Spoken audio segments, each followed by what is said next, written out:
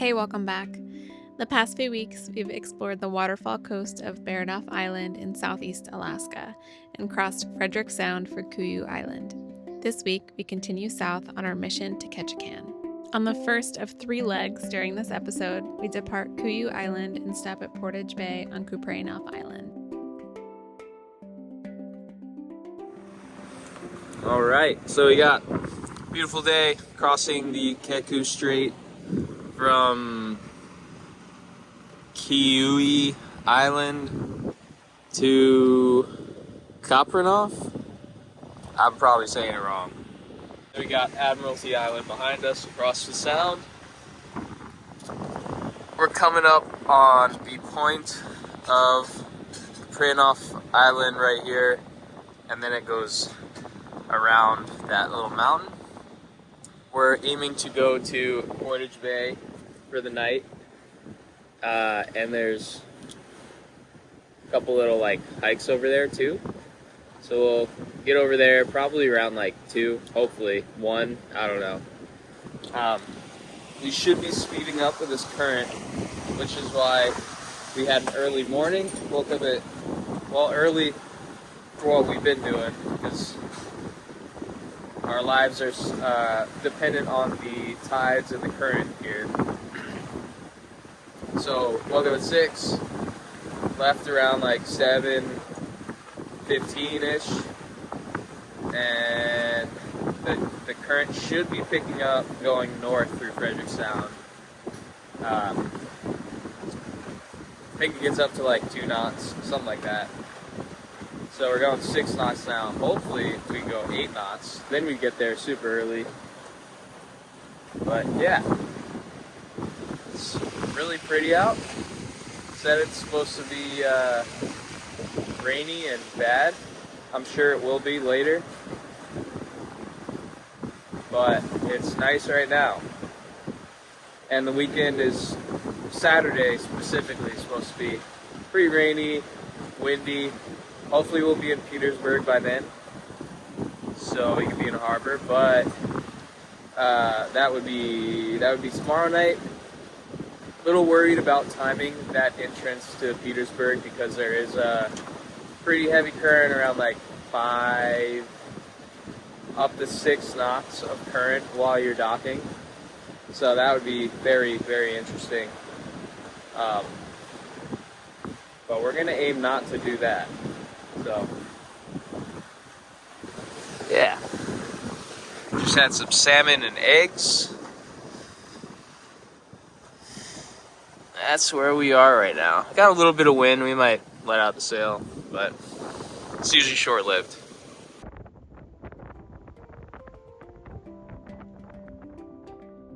It was a long and cold day of motoring in Frederick Sound north of Kupreanof Island. Dave took on the navigational role and I took on the keep us happy and fed role. We saw a large pod of humpback whales moving fast, really fast. For a second, I thought that I caught a glimpse of a tall, sharp dorsal fin slicing through the water behind them. If it was a killer whale behind them, that would explain the pod's speed through the water. The energy in the water was super intense, and the pod remained thrashing and charging forward on the surface for at least 10 minutes. It looked like a stampede. We've never really seen anything like it. We left Sandman Bight, and we are on our way to Portage Bay, right before Petersburg. Dave's been outside doing all the work. I've been inside feeding us and editing. Frederick Sound is pretty there's a lot of weird current going on. I've just been reading about Frederick Sound, trying to understand what's going on. But we're pretty close. It's really cold out. It's gotten colder, I think. The sun's not out pretty much at all today. It looks pretty foggy and cloudy up ahead, so I think that means it's gonna get colder, unfortunately. Porter's in his nest. He keeps covering himself in these blankets. It's so funny. Portage Bay was just a quick stopover before Petersburg. We anchored close to the mouth of the bay, which looked like a classic Alaskan anchorage, and heard howling in the distance around sunset. On the second leg, we sailed towards Petersburg on the northern tip of Mitkof Island. Wow. Look at how gorgeous that house is with the eagle. Oh my goodness. Check that out.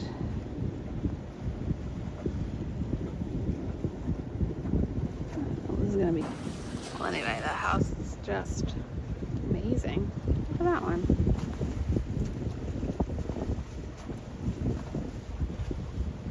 And then this is cool too. It's like a fjord. Whoa. We are coming into Petersburg right now. Not at the tide we wanted to. Still like 4 knot current, 3 knot current. So that'll be interesting. A couple hours away from slack. We're neutral or idle forward right now. For We're going steerage. 7 knots. So I'm gonna slip 48 in Petersburg, North Harbor. Rainforest. I'm hoping there's gonna be someone there to help us dock because We have no VHF either. oh yeah, and So all of our VHFs aren't working. Plug it. Docking in Petersburg can be challenging. The town sits along the Wrangell Narrows, a tight, winding channel where tidal currents are constantly on the move. Around Petersburg, the current typically runs about 3.5 knots, but can easily reach between 4 to 5 knots. In the more constricted stretches, near places like Turn Point, Spike Rock, and South Ledge, the currents ramp up. And during spring tides, it can push even harder, reaching 6 to 7 knots. When you're coming into dock, if you don't time your entrance close to slack, the current can grab your stern just as you turn into the finger for your slip. That's how boats end up getting pushed sideways and clipping anything tied off at the end of the dock. We arrived a little before slack, and the current was still pretty strong through the Narrows, but we decided to send it into the slip. Once you decide to send it into the Narrows, you're committed. If the current's running 6 or 7 knots, turning around isn't really an option. You're not going to spin the boat around and gun it against that kind of flow. At that point, all you can do is trust your approach. We docked successfully without any drama, though I'm pretty sure our dock neighbors may have held their breath. Petersburg is often called Little Norway because of its strong Norwegian heritage. From the architecture to the local traditions and seafood culture, the town proudly reflects its Scandinavian roots. After checking in at the harbor office, we decided to stay for 2 nights. We needed to take care of some engine maintenance, restock supplies, and we'd heard there was a nice hike around the Norwegian-inspired town. We also went out for drinks with some new friends we made. Try again? We could only start the engine by bridging the solenoid. Additionally, the start battery was shot. Dave cleaned up the solenoid connections and we purchased a new start battery. We're on this walk. Supposedly takes you around the entirety of Petersburg in like 90 minutes, but they're doing construction on one end of it, so it's just gonna be an out and back kind of walk. But how beautiful the mountains are. Just beyond those houses, there's this beautiful peak. It's called the Devil. Dave, it's called the Devil Stump. Crazy current rips through this. This is the beginning of the Wrangell Narrows. My hiking boots on.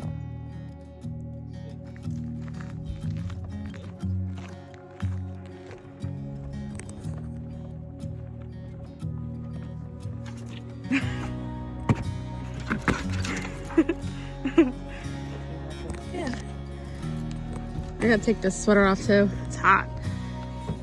It's like a bog over here. Interesting.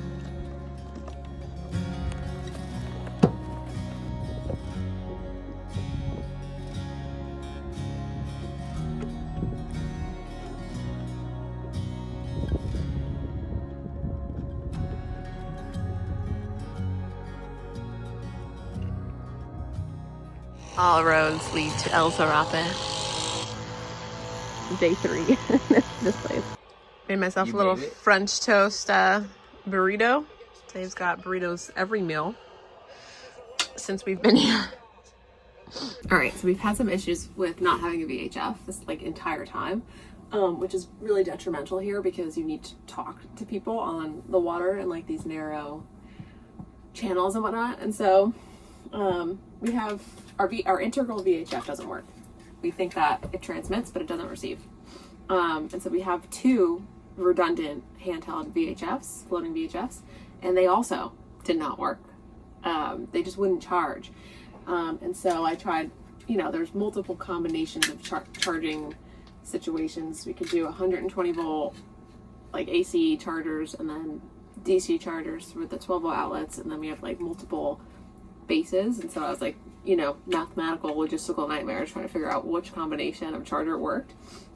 Turns out a common issue with these VHFs, the charging situations, is these little ports right here, they get pushed in. So like when you plug the VHF in, this little part goes in, and after a while they like lose the rigidity and they just don't actually make good contact with these ports to charge. So you take a fork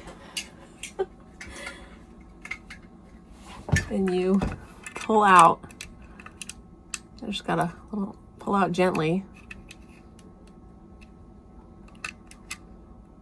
the charging port, or the whatever they're called, the pins. Okay. Plug it back in. I'm sure after a while this will break the base. But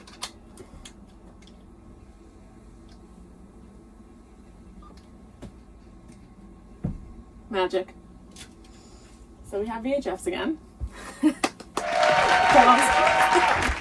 On the third and last leg, we navigate the Wrangell Narrows with a buddy boat and end up in Red Bay in the northern end of Prince of Wales Island. Buddy boating. Hell yeah. We're doing the Narrows, headed off to maybe Red Bay, if we can make it. Whee! So us and sailing vessel Elios that we made friends with, both going through the Narrows with the flood or the ebb, I don't know. Current's behind us. We're going 8 knots. And we're trying to do the whole thing, get to Red Bay. We just have to get through the Narrows, and we're trying to time it so we're with the current the whole way. So we didn't leave right at the beginning of the tide change, which was kind of nerve-wracking, and Chrissy and I have just been sitting there anxiously waiting our 2:30 departure. We don't have to dock for a couple days. Yeah, and it's nice out. This is our 3rd day of sun, and the mountain range looks nuts.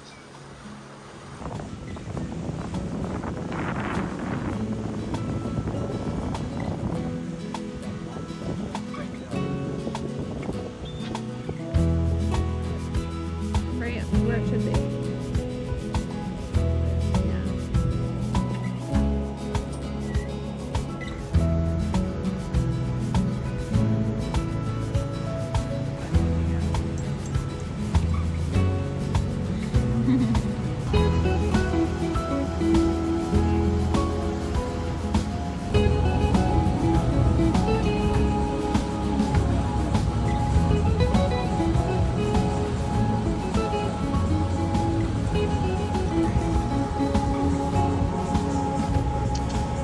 This is the cutest thing.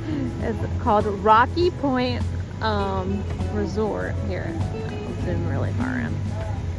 And it looks like a little restaurant right on the water. And there's a bunch of boats there.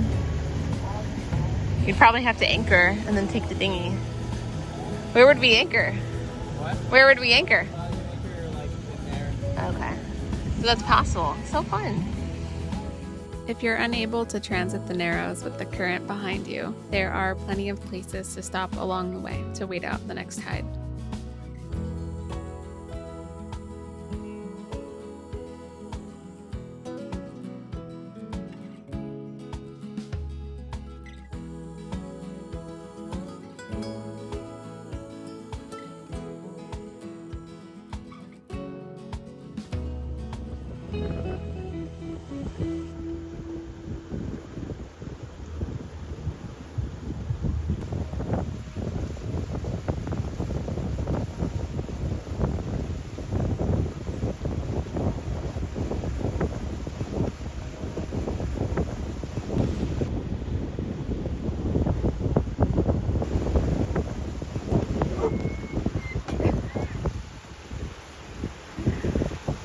scary. Yeah. Whoa, don't make the engine do that. Yeah, I'll just hit the buoy, no problem. So we just experienced, I guess, a circular current where all of a sudden we just got heavily pushed into that buoy. We weren't really that close to it though, like at first. And then all of a sudden it was like crazy.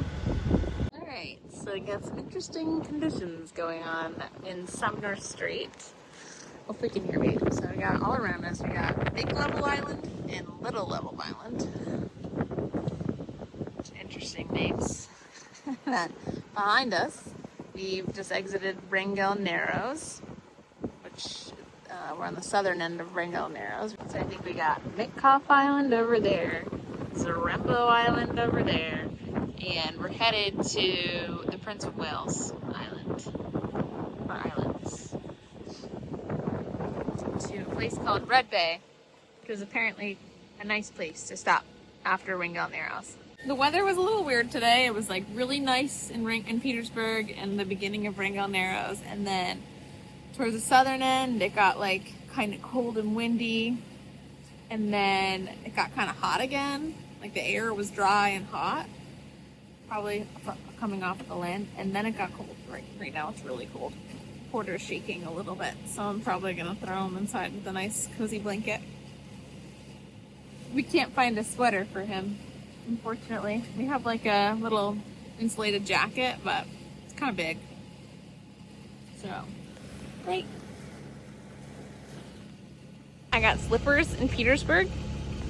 Don't judge them.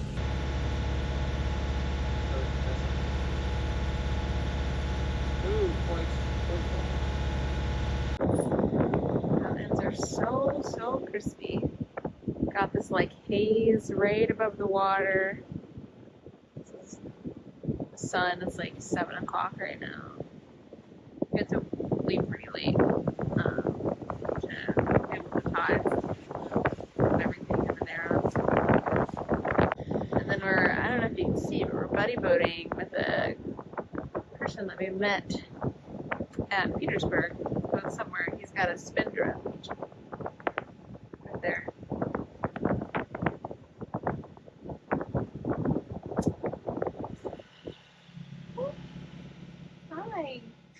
I feel like a broken record, and I say this every episode, but this pilot house is unbelievable. It's our favorite place to spend time underway. We're getting to Red Bay. It is a small channel. Elios is up there going through the first part of it into Red Bay. He doesn't want to go. Porter needs to go. Unsuccessful potty mission. We're now off and on fighting a little current, not even a knot. Got really flat seas. These mountains are crazy. Some whirlpool action right there. It's like a real one too.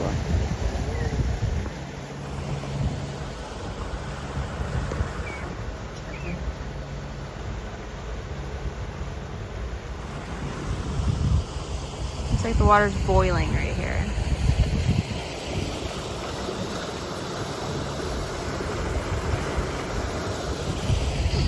Yeah. Look at that.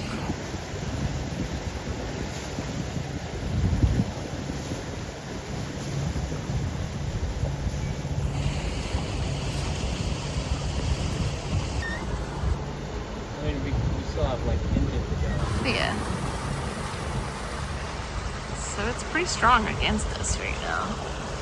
I think it's a new moon, and that means the tides are like super crazy.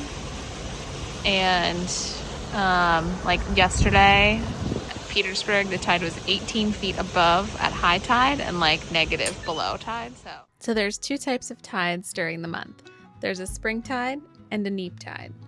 A spring tide is a historical term that has nothing to do with spring, but they occur twice each lunar month. Neap tides also occur twice a month, and they happen just after the first or third quarters of the moon, when there is the least difference between high and low water.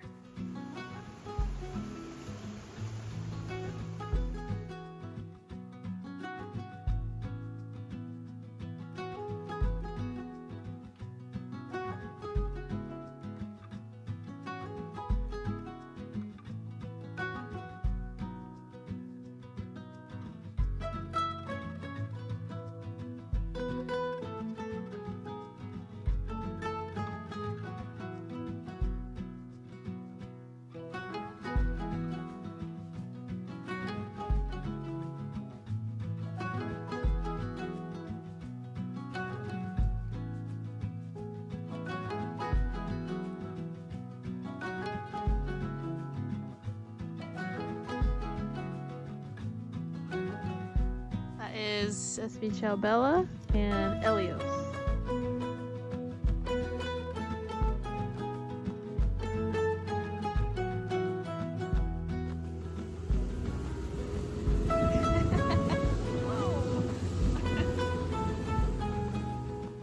Thanks for watching. Like, subscribe, and join us next week as we continue cruising through Southeast Alaska.